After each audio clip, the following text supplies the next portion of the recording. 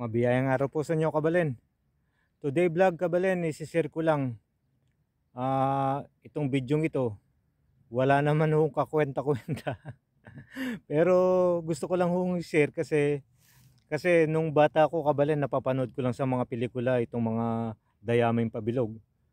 Gusto ko lang po sa inyong ipakita kung ano pong klase ito at makita na rin sa personal. Ito ho.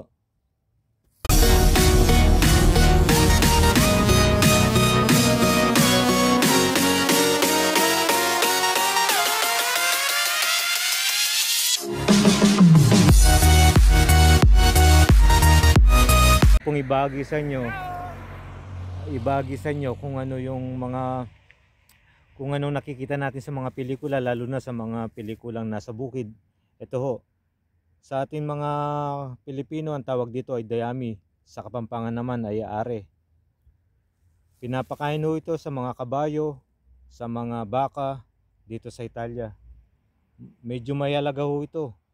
Ito ay tinatanim lang nila para ibenta sa mga kakainin ng mga hayop. Tara, Kabalen, samahan niyo po akong ipasyal ko kayo sa bukid ng Italia.